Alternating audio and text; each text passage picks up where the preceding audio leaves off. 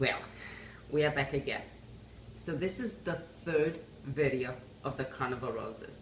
And in this video, we are going to be showing you how to roll out the dough using the rolling pin. The oil is heating up and we are now ready to roll out the dough. And in this video, we're going to show you how to roll out the dough using the rolling pin. So the first thing you want to do is unwrap this nice piece of dough, like that. Oh. And we want to do now is cut the dough into manageable pieces. So this particular piece, I'm going to cut in 3 pieces. Just be easier to roll out the dough. You're going to take the 2 pieces, you're going to roll them, cover them up again with, and set them aside. Okay, now, this dough feels so fantastic. Now make sure that your work area is well floured. Just want to spread the dough with your hands, just a little. Cover it with flour. Then using your rolling pin, you're going to start with the center, and then you're going to roll it to the edge. Then center, roll it to the edge. It's almost like rolling the dough when you do pierogies. Same idea. And we're going to roll this dough very thin. So just keep working from the middle to the edge, middle to the edge, middle to the edge. Okay, then we're going flour the area again. You want to make sure it's well floured, middle to the edge. And keep working the dough like this till it's very thin. There. Middle to the edge, middle to the edge, middle to the edge, and just press down onto your rolling pin, just like that. And keep working till the dough is very thin, so when you put your hand underneath, you could see the impression of your hand. See, we divided this dough into 3 pieces. You could already see how big the piece is. You want to make sure that you also roll out those edges. Very important to have thin edges as well. This is almost ready. Okay, sprinkle some flour and just with your hand feel the edges as well. And I'm just going to go ahead and roll out the edges a little bit more. The center feels thin, but the edges need to be rolled out a little bit more. So just the edges. There. Well, this dough is beautiful. It's perfect. Just to show you, this is how thin it should be. Alright, so now, for the roses, we need to cut out 3 different size circles. And the best way to do that is using round cookie cutters. So here I have 3 different sizes.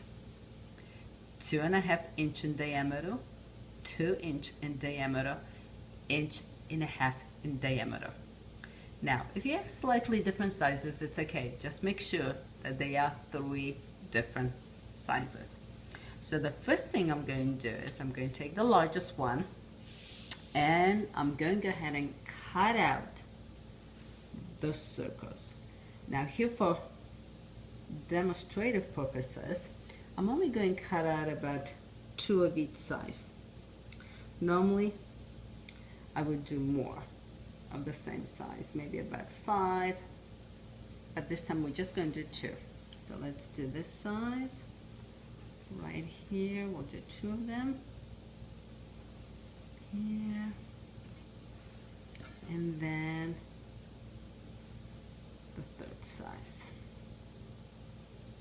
Just like that. Okay. So now let's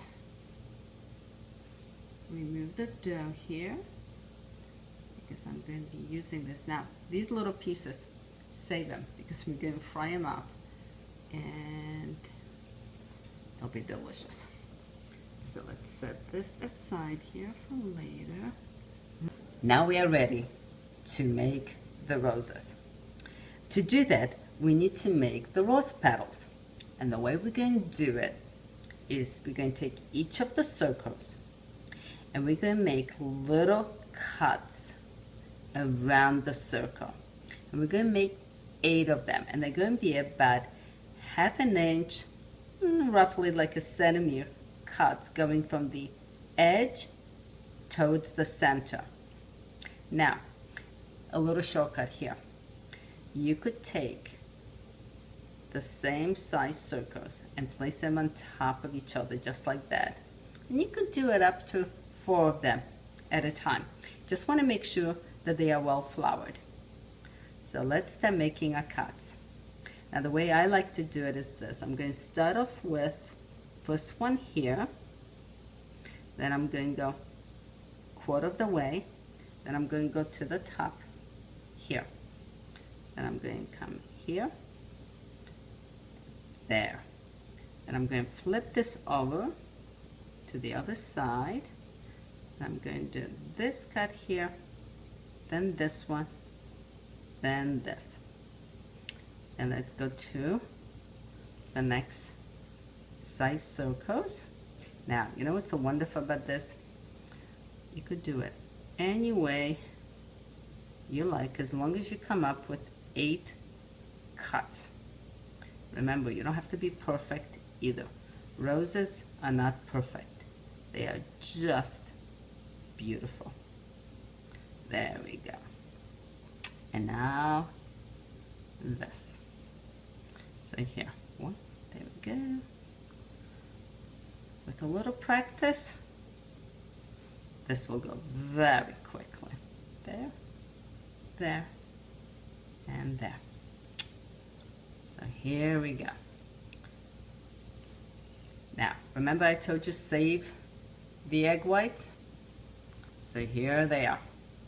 So now, you're going to take your largest circle here.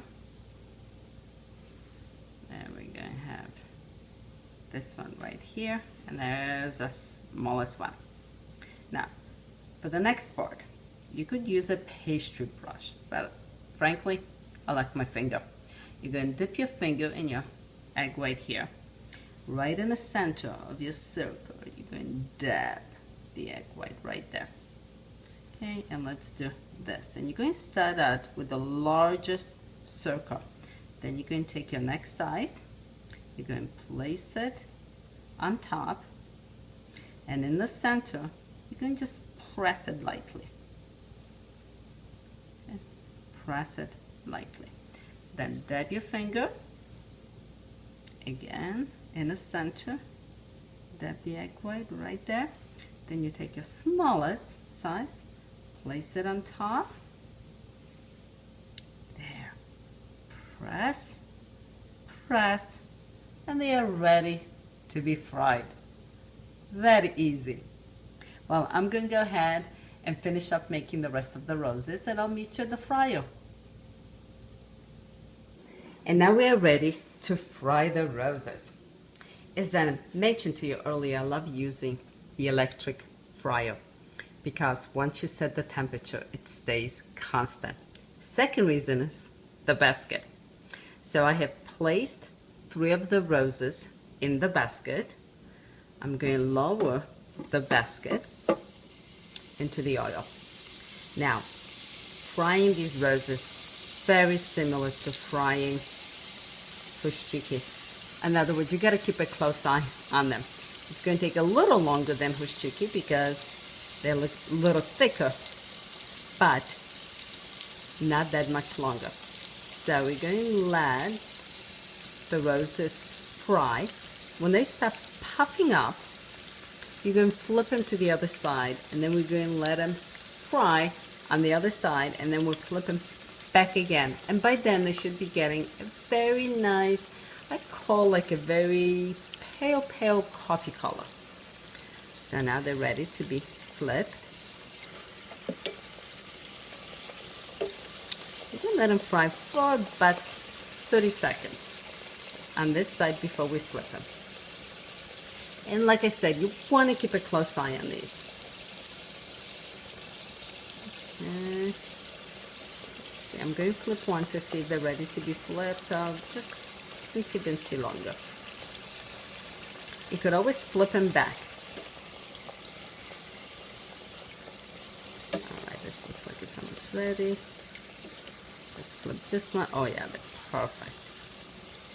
Alright, and now we're going to raise the basket. Oh, they look beautiful.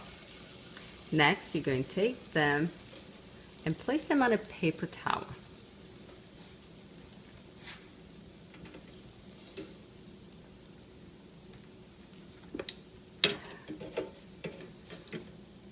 Well, I'm going to go ahead and finish frying the rest of the roses.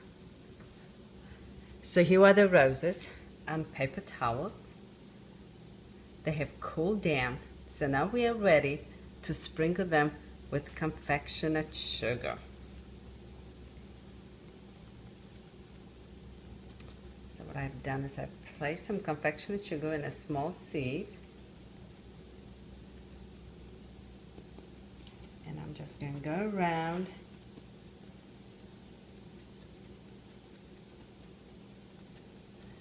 and cover them.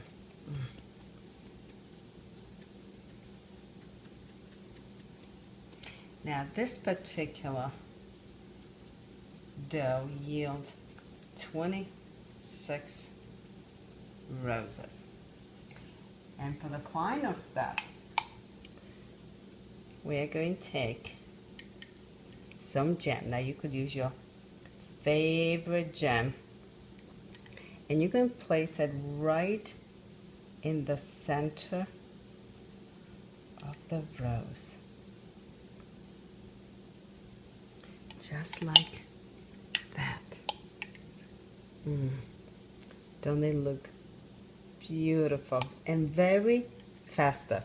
I think that's why they call them Carnival Roses. And with the holidays coming up, they will dress up any dessert table. And as you could see, very easy to make. Well, I'm going to go ahead and finish making the rest of them. I hope you try them.